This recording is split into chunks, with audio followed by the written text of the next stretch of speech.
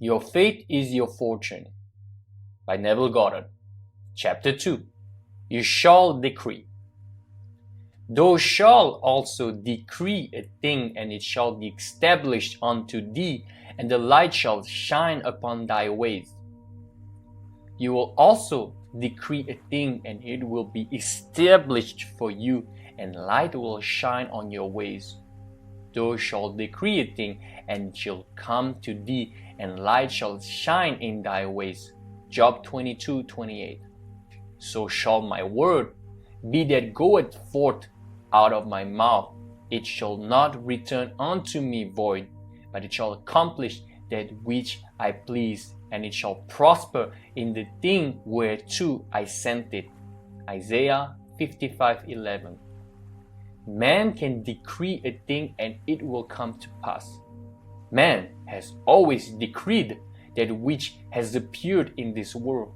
He is today decreeing that which is appearing in his world, and he shall continue to do so as long as man is conscious of being man.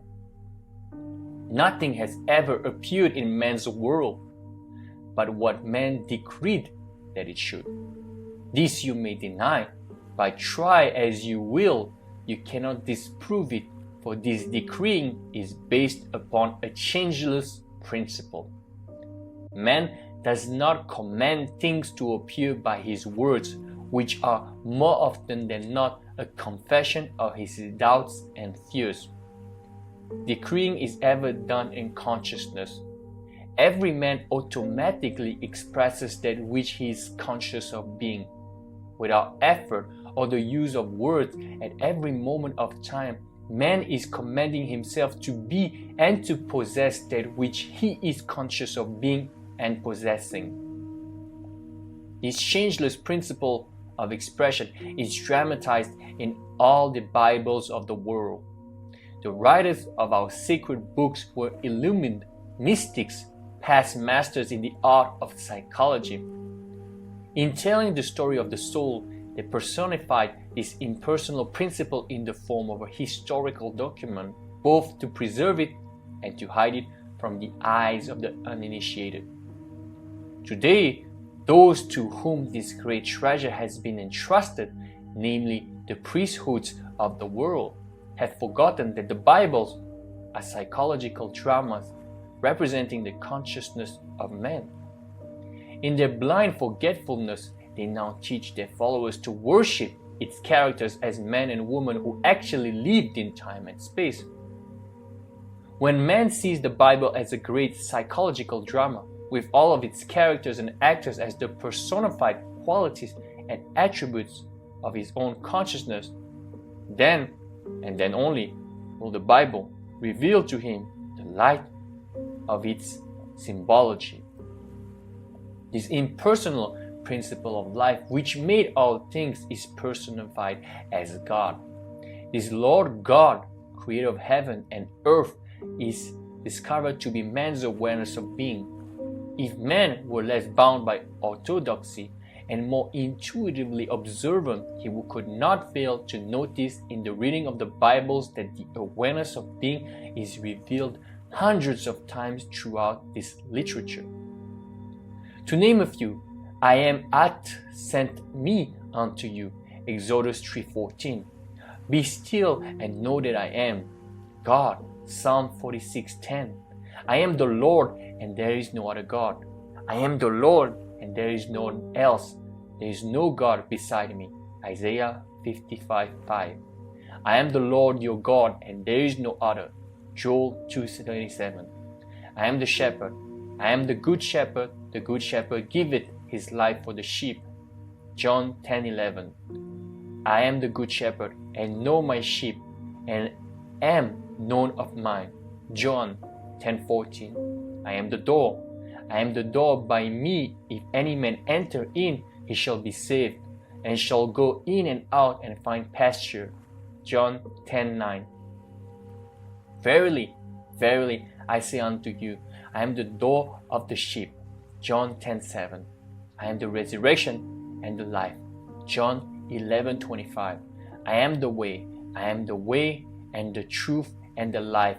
No one cometh to the Father but through me. John 14:6. I am the beginning and the end. I am the Alpha and Omega, the beginning and the end, the first and the last. Revelation 22:13.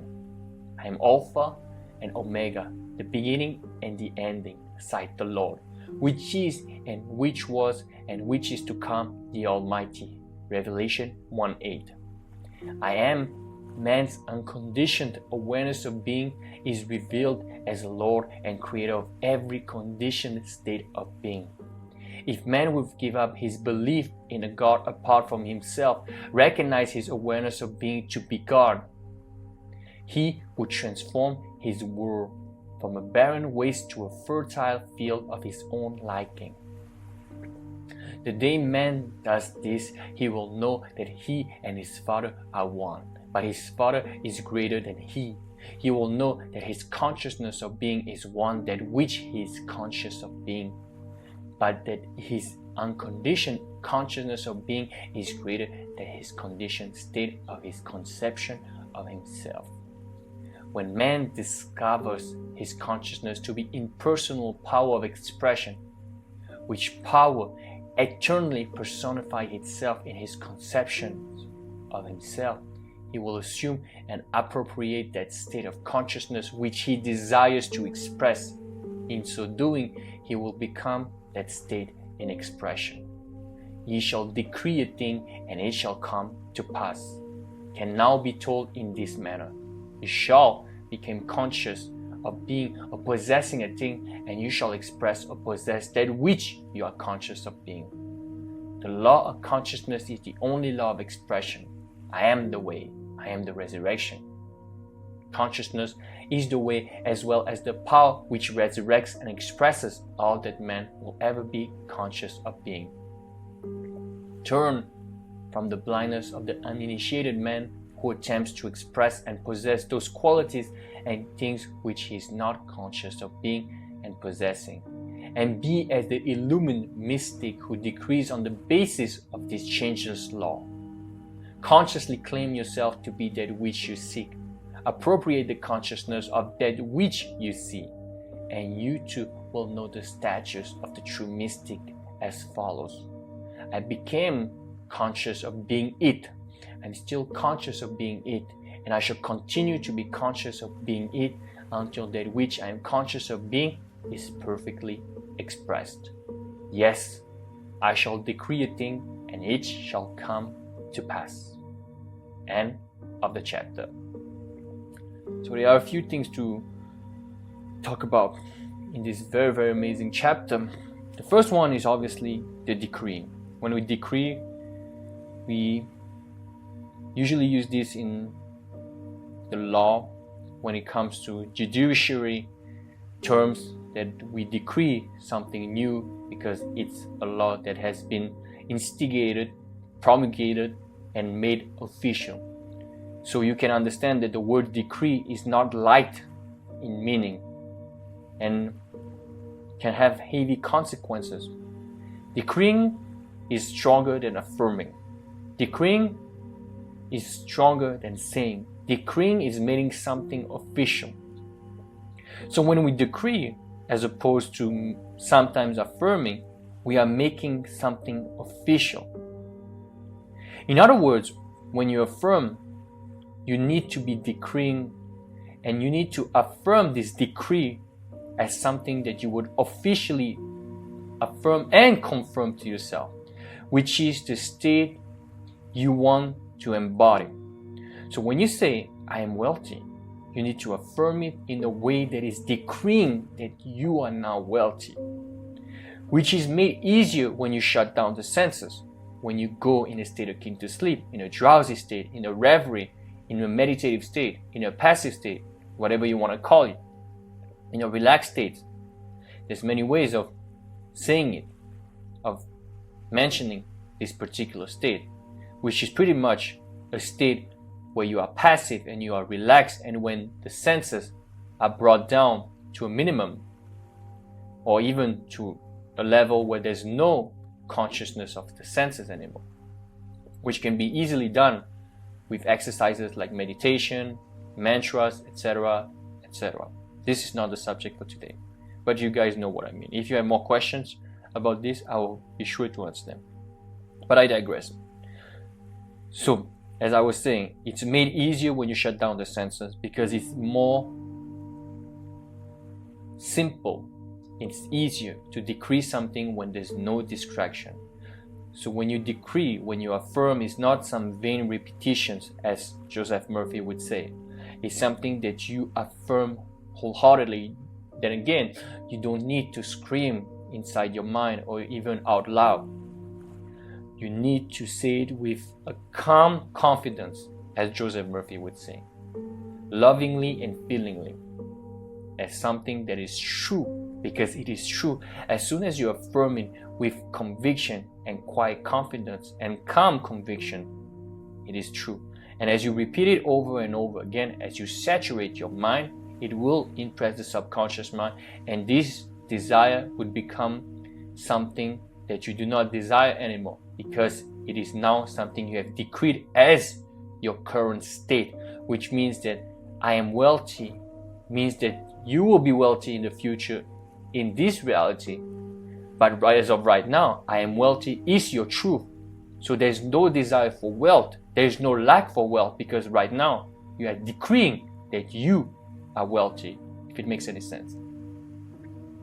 So that's number one, the decreeing part. The second part is what I said many times, the I amness. You have to follow the I am statement with things that you want. If only you could say the things that you want after I am, you would have, I wouldn't say no problems, because problems, quote unquote, can be a fiction of the mind and part of the bridge of existence, and problems are often things that we deem to be problems. But if we were to believe that things are always working out to our benefit, nothing would be a problem, because we know that everything leads us to our greater good. That being said, if you are to follow I am, the statement I am, with only the wanted things and forego the unwanted things, you would have a smoother and faster and more lovely path to your realization of the wish fulfilled. So all you need to do is decree and be aware of what follows the I am statement. And by being aware of this decree, and by making this decree official inside of yourself, you have but to wait patiently in this wish fulfilled until your imagination translates into reality. In other words, what you have seen inside your mind, the unseen of your senses, will be seen by both your mind and then your senses, which means that what you have imagined will become a reality that you can see, that you can touch, something tangible, something that have gone from the fourth dimension, your imagination, to your 3D reality, the one you can see with your eyes. Hope it makes sense. Hope it's helpful. Thank you so much for listening. If you have any questions, please leave them in the description box below. If you want more of this type of content, please like, share, and subscribe. And if you want further teachings, more specific teachings for your problems, quote unquote, coaching is available. Thank you so much, and I'll see you very soon.